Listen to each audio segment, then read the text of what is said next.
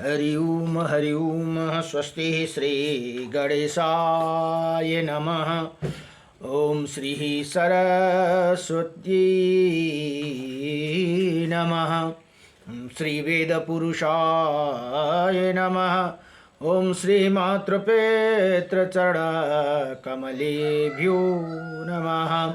ओम श्री गुरुचरण कमलेभ्यो नमः। ओम समस्त कुल देवता चरण कमलेभ्यो नमः। ओम समस्त पितृदेवता चरण कमलेभ्यो नमः।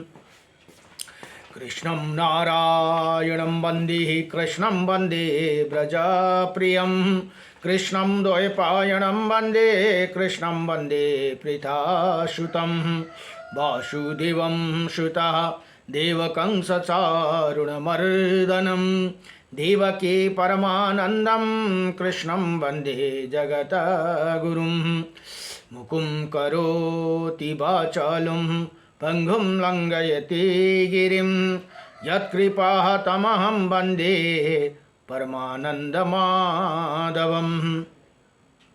कस्तूरितिलकं ललाटपटले वक्षौ स्तूले कौस्तुभं नासाग्रे वरमौक्तिकं करतले वेणुकरे कङ्कणं सर्वज्ञ हरिचन्दनसुललितं कंठे च मुक्तं बले गोपा स्त्री परिवेष्टितो विजयते गोपालचूडामुनिः वंशी विभूषितकर्णं नवनीरदाभात पीताम्बरदारुणाभिमा फलधरोष्टा पूर्णेन्द्रसुन्दरमुखा अरविन्द्रनेत्रात् कृष्णात् परं किमपि ततो अहं न जानीहि सच्चिदानन्दरूपायं विश्वोत्पत्यादिहेतवे त्रापत्राय विनाशायं श्रीकृष्णाय वयं नमः।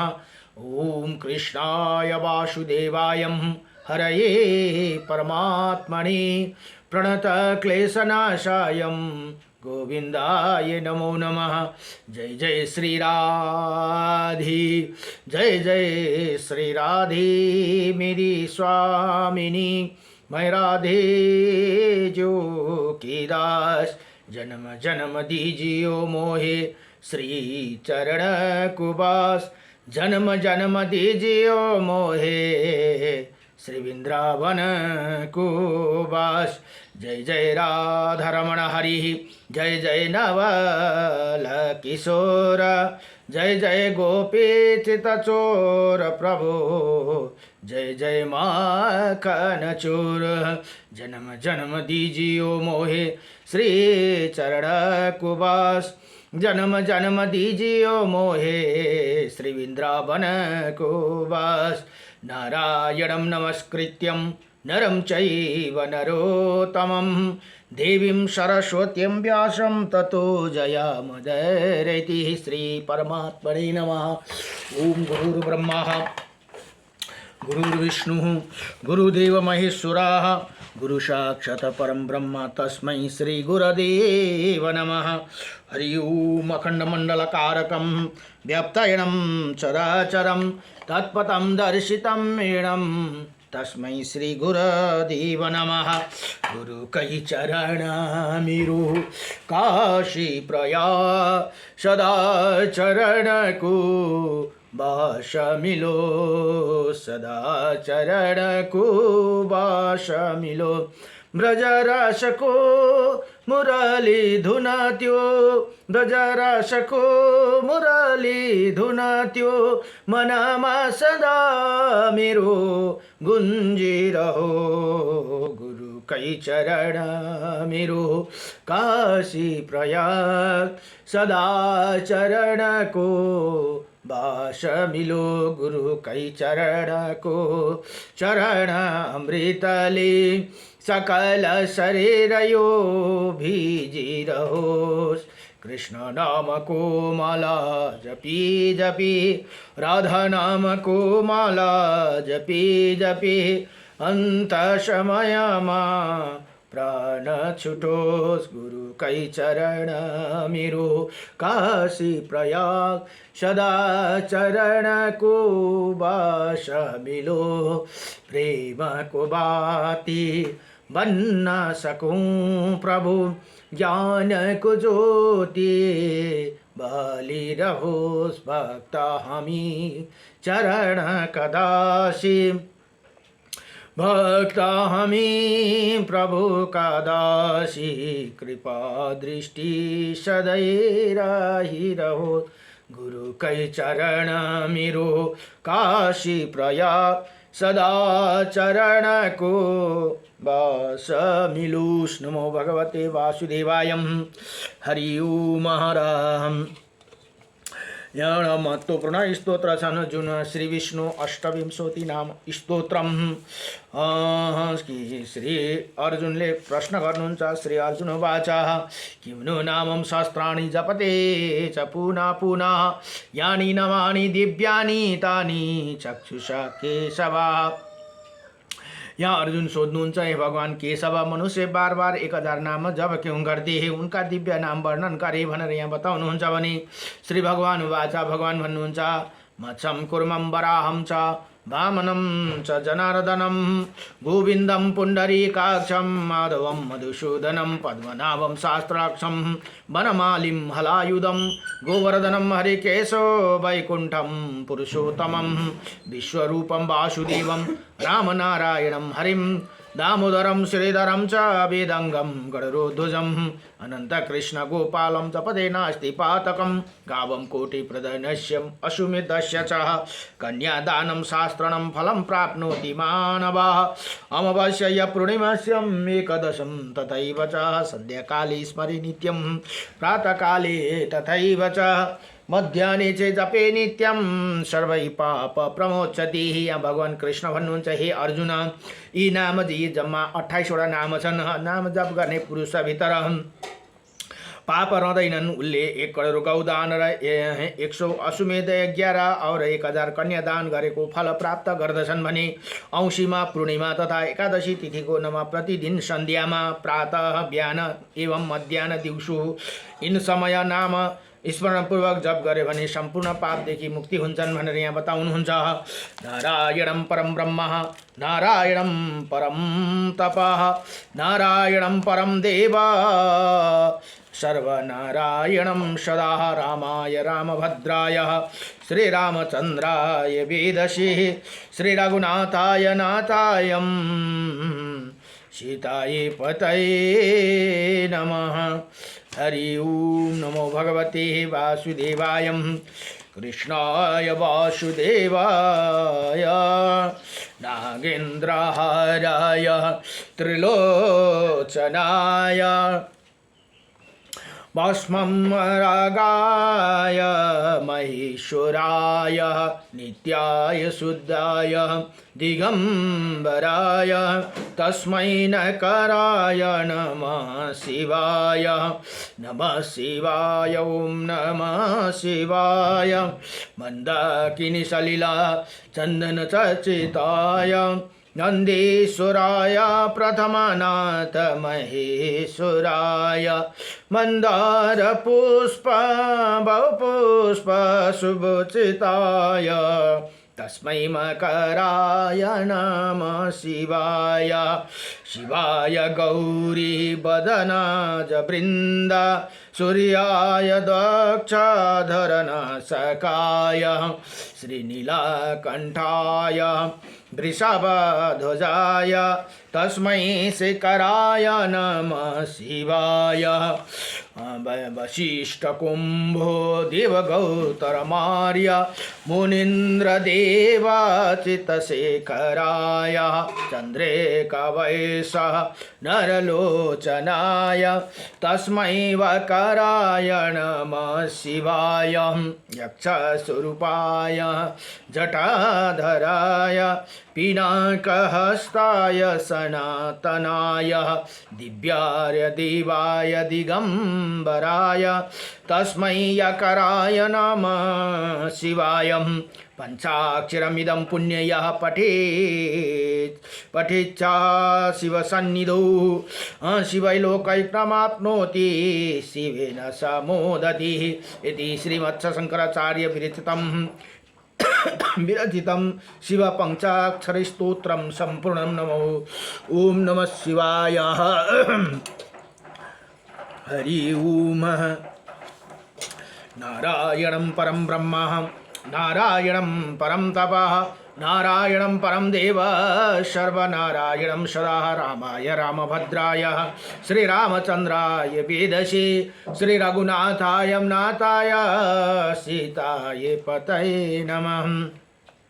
हरि ओम। एकाचौंश जगतमः सबले लिनुहोस हरि का नाम मोदास योगनाथ को शबम राधे राधे श्याम नमो भगवते वासुदेवाय रायले मत्स्य महापुराण अध्ययन हुँदैछन्। मत्स्य महापुराणमा जम्मा 291 अध्याय छन् भने 14,000 श्लोक भनेर बताइएको छन् भने आज 115 अध्यायमा अब राजा पुरुरवाकी पुनर्जन्मका वृत्तान्त र यहाँ भन्नुहुन्छ। अब ऋषि मुनिहरू सोध्नुहुन्छ। मुनिहरूले पूछा हे जनार्दन भगवानलाई सोध्नु हुँदैछ।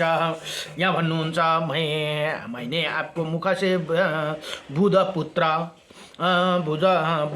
बुधको जो बुध भन्ने हुनुहुन्छ उहाँको पुत्र राजा पुरुरवा जीवन चरित्र तो सुना और समस्त पापों का विनाश करने वाला पुण्यमयी श्रद्धा विधि का भी श्रवण किया तथा ब्याई हुई गौ के दान काले मृग चर्म के दान का एवं वृक्षोत्सर्ग का भी फल सुन लिया। परंतु हे केशव बुधपुत्र नरेश्वर पुरुरवा के रूप को सुनकर मुझे महान कौतूहल उत्पन्न हो गई भनेर यहाँ बताउनुहुन्छ। इसीलिए पूछ रहा हूँ। अब आप मुझे ये मनु महाराजले भगवान मत्स्यलाई सोध्नुहुन्छ। आप मुझे ये बतलाइए कि किसी कर्म के परिणाम स्वरूप राजा पुरुरवा को वैसे सुंदर रूप और उत्तम सौभाग्य प्राप्त हुआ था भनेर यहाँ बताउनुहुन्छ। जिस पर मोहित होकर अप्सराओं से श्रेष्ठ उर्वशी त्रिलोक में श्रेष्ठ देवताओं और सुंदर्यशाली गंधर्वों का त्याग करके सब प्रकार से राजा पुरुरवा की संगिनी बनी थी भनेर यहाँ यसरी सोध्नुहुन्छ। पुरुरवाको पुनर्जन्मको वृत्तान्तमा यहाँ पुण्य त्यही कारण हामीले कर्म गर्यौं भने यो जन्ममा कस्तो कर्म गर्छौं अर्को जन्ममा त्यही हाम्रो फल पाइन्छ भनेर यहाँ बताउनु हुँदैछ। अब यहाँ मत्स्य भगवान भन्नुहुन्छ हे राजन भनेर मनु महाराजलाई भन्नुहुन्छ। राजा पुरुरवा की जिस कर्म के फल स्वरूप यहाँ भन्नुहुँदैछ है वैसे सुंदर रूप और उत्तम सौभाग्य की प्राप्ति हुई थी वही बतलाता रहूं सुनो भनेर यहाँ भन्नुहुन्छ। ये राजा पुरुरवा पुनर्जन्म में भी पुरुरवा नाम से ही विख्यात था। पहिलाको जन्ममा पनि पुरुरवा नै थिए भने पुनर्जन्ममा पनि पुरुरवा अहिले पनि त्यही नामले विख्यात भए भनेर यहाँ बताउनुहुन्छ। ये चाक्षुष मनमन्तर में चक्षुष मनु के वंश में उत्पन्न होकर मद्र देश पंजाब का पश्चिमोत्तर भाग अथवा का अधिपति था भनेर यहाँ बताउनुहुन्छ। जहाँ का राजा शाल्य तथा पांडु पत्नी माद्री थी भनेर यहाँ बताउनुहुन्छ। उसी समय इसमें राजाओं के सभी गुण तो विद्यमान थे पर वो केवल रूप हित अर्थात कुरूप था भनेर यहाँ बताउनुहुन्छ। अब मत्स्य भगवान द्वारा आगे कहे जाने वाला प्रसंग में ऋषियों के पूछने पर सूत जी ने वर्णन किया। अतः इसके आगे पुनः वही प्रसंग चलाया गया है भनेर यहाँ बताउनुहुन्छ। अब ऋषिहरूले सोध्नुहुन्छ हे सुतनन्दन भनेर सुतजी ऋषिलाई सोध्नुहुन्छ। राजा पुरुरवा किस कर्म के फलस्वरूप मद्र देश के स्वामी हुआ तथा किस कर्म के परिणाम स्वरूप परम सौंदर्यशाली हुआ ये बतलाइए भनेर यहाँ सुतजीसँग प्रार्थना गर्नुहुन्छ। अब सुतजी भन्नुहुन्छ हे ऋषिमुनि हो पुनर्जन्म में राजा पुरुरवा किसी नदी के तटवर्ती ब्राह्मण के एक गाउँ में श्रेष्ठ ब्राह्मण था भनेर यहाँ बताउनुहुन्छ। एक जन्म भएर पूर्व जन्ममा को थिए त भन्दा नदी के तटवर्ती ब्राह्मण के एक गांव में श्रेष्ठ ब्राह्मण था भनेर यहाँ बताउनुहुन्छ। उसी समय भी इसका नाम पुरुरवा पुरुरवा ही था। त्यो ब्राह्मण को रूपमा पनि यिनको नाम पुरुरवाई थियो भनेर यहाँ बताउनुभयो। हे अनघा वो मद्र देशका स्वामी जो राजा पुरुरवा के नाम से विख्यात था। उस जन्म में ब्राह्मण स्वरूप में राज्य प्राप्ति का कामना से युक्त होकर सदा द्वादशी तिथि को उपवास कर भगवान विष्णु का पूजन किया करता था भनेर यहाँ बताउनुहुन्छ। एक बार उसने व्रतो उपवास करके सिर में तेल लगाकर स्नान कर लिया, जिस कारण उसे उपासक फलस्वरूप मद्र देश का निष्कंटक राज्य तो प्राप्त हुआ, परंतु उपवासी होकर शरीर में तेल लगाने के कारण वो कुरूप होगा। यहाँ सही जब भगवान विष्णु को व्रत एकादशी व्रत द्वादशी व्रत भगवान विष्णु राम कृष्ण को व्रत भनेर लिन्छ भने व्रत पुरा नभइकन शरीरमा तेल लाउनु हुँदैन भनेर यहाँ बताउनु भयो। उसले तेल लगाएर स्नान गरेको कारण ऊ कुरूप भएर जन्मिए भनेर यहाँ बताउनुहुन्छ। ती ब्राह्मण को उसमें होकर पैदा हुआ, इसलिए हे व्रतो उपवासी मनुष्य को प्रयत्न पूर्वक शरीर में तेल लगाकर स्नान करना छोड़ देना चाहिए। व्रत को दिन अरू बेला लाउँदा हुन्छ, क्योंकि ये सुंदरता का विनाशक है, सुन्दरता विनाशक हो भनेर यहाँ बताउनुहुन्छ। तर छाला अब दरो बनाउनका लागि फेरि तेल लगाएर स्नान गर्नु भन्छ, तर त्यो लगाएपछि अलिकति छाला कालो हुन्छ भनेर यहाँ बताउनुहुन्छ। इसी प्रकार उसके पुनर्जन्म में जो वृत्तांत था वो सब मैंने आप लोगों को बतला दिया भनेर बताउनु भयो। अब उसो भूपाल के मद्रेश्वर यो मद्र देश का राजा हो जाने के बाद में चरित्र शून्य यद्यपि राजा पुरुरवा सभी ही राज्य गुणों से संपन्न था, किंतु रूपहीन होकर कारण उसके प्रति प्रजाओं का अनुराग नहीं थी भनेर यहाँ बताउनुहुन्थ्यो। अतः मद्र नरेश ने रूपा प्राप्ति की कामना से तपस्या का निश्चय करके राज्य भार मंत्री को सौंप कर हिमालय पर्वत की ओर प्रस्थान किया। उसी समय तप रूप में व्यवसाय ही उसका सहायक था भनेर बताउनु भयो। वही महाशय नरेश तीर्थ स्थान का दर्शन करने की लालसा से पैदल ही चल रहा था। आगे बढ़ने पर उसने अपने देशों को सीमा पर एरावती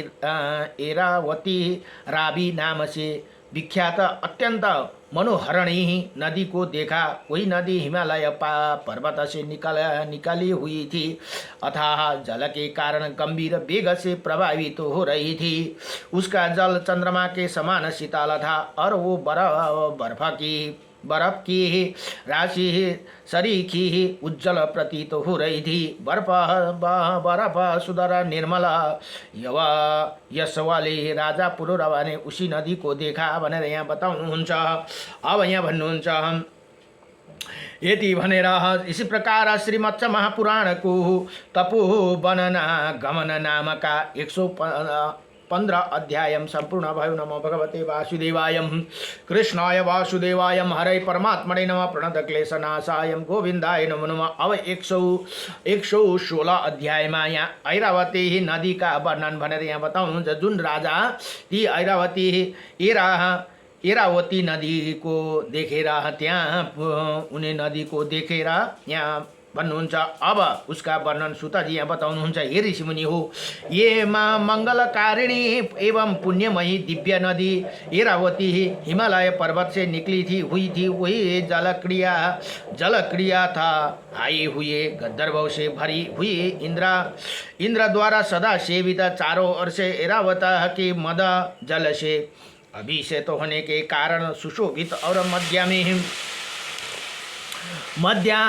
इंद्र धनुष के समान चमक रही थी और उसके तट पर तपस्वी आश्रम बने हुई थी। श्रेष्ठ ब्राह्मणों द्वारा सुशोभित तथा तपाए हुए सुवर्ण के समान चमक रही थी। ऐरावती सुवते तथा तपाए हुए सुवर्ण के समान ऐसे नदी की उसी दिन महाराज पुरुरवा ने देखा। वो श्वेत वर्ण वाले हंस के पंक्तियों के अच्छन्न काश पुष्प रूपी चमर से सुशोभित और सत्य पुरुष द्वारा नहीं लाई गई सी दिख रही थी। उसे देखकर राजा को परम प्रसन्नता प्राप्त हुई। वही पुण्यमयी नदी शीतल जल से परिपूर्ण मनोहरणी मन को प्रसन्नता बढ़ाने वाली हास और हास और वृद्धि से संयुक्त रमणीय। दूसरे चंद्रमा मूर्ति ही चंद्र मूर्ति के समान उज्जवल अत्यंत शीतल और वेग से बहने वाले जल से संयुक्त ब्राह्मण तथा पंक्षी समूह द्वारा सुशोभित हिमालय की श्रेष्ठ भूमिपुत्र पुत्र भूत लोला लहरों से सुशोभित अमृत के समान सुस्वादु जल से परिपूर्ण तपस्वियों द्वारा सुशोभित स्वर्ग पर चढ़ने के लिए समूह सोमपान सुदर्श समस्त पापों की विनाशनी सर्वश्रेष्ठ समुद्र के पटरानी महर्षि गण द्वारा सेविता सभी लोगों के मन को उत्सुकता प्रकट करने वाली परम मनोहर सभी लोका को हितकारिणी स्वर्ग का मार्ग दर्शन करने वाली गौ समूह के व्याप्त तट प्रांत वाली परम सुंदर सेवा रहित हंस तथा सारस पंक्षियों के शब्दों से गुंजित कमलों से सुशोभित भमरा रूपी गण गहरीना नाभि से युक्त दीप रूपी तथा उन्हीं एवं जनग भाग वाली नीले कमला रूपी नेत्र के शोभा से युक्त खिले हुए कमल का पुष्प रूपी मुख वाली हिम बर्फ तुल्य उज्जवल फेन रूपी वस्त्र से युक्त चक्रवाहक रूपी ओठ वाली कल्याणमयी बगुल की पंक्तियां रूपी दांतों से युक्त चंचल मछली की कतारी की शोभा भाव वाली अपने जल की धुमा बसे बने हुए हाथों के रमणीया गंड स्थल रूपी स्तन को युक्त हंस रूपी नुपुर के झंकारों से युक्त संयुक्त तथा कमला नाल रूपी कर्णिकाओं से सुशोभित थी भनेर यहाँ बताउनुहुन्छ। हे राजन, उसी नदी में दोपहर के समय अपनी ही सुंदरता को मद से उन्मत्त हुई युवता को युवता अप्सराओं गंधर्व साथ सदा क्रिया करती थी। उन अप्सराओं के शरीर से गिरे हुए सुंदर कुमकुमा को बहाने वाली वो नदी अपने ही तट पर उगे हुए वृक्ष गिरे हुए पुष्पों के कारण रंग बिरंगी वाली तथा सुगंधि से व्याप्त थी भनेर यहाँ बताउनुभयो। उसके तरंग समूह आच्छादित होने के कारण सूर्यमंडल का दिखना कठिन हो गया था। इसे ऐरावत द्वारा किए गए अघात से चिन्हित तटों से विभूषित थी। उसका जल ऐरावत के गंड स्थल से बहती हुई, ऐरावत भनेको हाथी है, यो मद जल तथा दिव्यांगनाओं का स्तन पर लगे हुए थे भनेर यहाँ बताउनुहुन्छ। चंदनों से युक्त था जिस पर भंवरे मंडरा रही थी। उसके तट पर उगे हुए वृक्ष सुगंधित पुष्पों से लदे हुए तथा सुगंध के लोभ से आकृष्ट हुए चंचल भंवर के गुजर से व्याप्त थे। जिसका तट पर काम के वशीभूत हुए मृग हरिण्य के साथ विहार करते हुए तथा तपोवन ऋषिगण अप्सराओं से देवगण देवता समान सुंदर एवं पवित्र अंग वाले अन्य पुरुष की कामना और चंद्रमा की सी मुख वाली स्वर्गवासिनी स्त्रियां पाई जाती थी। वो देवगण पुलिंद के जंगली जातियों से नृप समूह और व्यग्र दलों के अपीड़ित अर्थात परम पवित्र जल धारण करती थी। जो कमल युक्त जल धारण करने के कारण तारिकाओं के सहित निर्मल आकाश के समान सुशोभित तथा सत्य पुरुष की अभिष्ट कामनाओं को पूर्ण करने वाली थी। उसे देखते हुए राजा पुरुरवा आगे बढ़े, जिसे नदी के रमणीय तट पर तीर भूमि में उगे हुए पूर्णिमा के चंद्रमा की किरणों के समान उज्जवल कांस पुष्प तथा आगे है अनेकों प्रकार के विशाल वृक्ष सुशोभित थे। जो सदा विषय विविध मतवालंबी ब्राह्मणों और देवताओं से सुशोभित थी। जो सदा भक्तजनों के संपूर्ण पापों का शीघ्र ही विनाश कर देती थी। जिसमें बहुत सी छोटी छोटी नदियाँ आकर मिली हुई थी। जो निरंतर मुनीश्वर द्वारा सेवित तथा जो पुत्र की तरह मनुष्य का पालन करती थी। जो सदा हिम बर्फ का राशि से आच्छादित रहती थी। जो निरंतर देवगणों से संयुक्त रहती थी।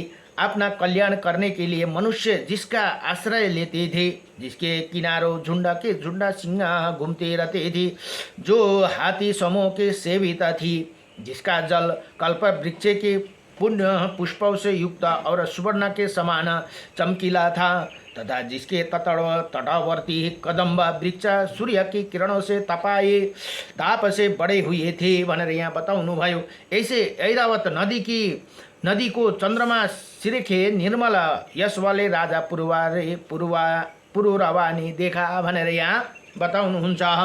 यदि भनेर श्री मत्स्य महापुराणको भुवन कोश वर्णन प्रसंग में सुर नदी वर्णन नामका 116 अध्याय संपूर्ण भयो। नमो भगवते वासुदेवाय कृष्णाय वासुदेवाय हरे परमात्मने नमः प्रणत क्लेशनाशाय गोविंदाय नमो नमः। श्री कृष्ण गोविंद हरे मुरारी हे नाथ नारायण वासुदेवम् अनंत वैकुंठ मुकुंद कृष्ण गोविंद दामोदर माधवेति। नमो भगवते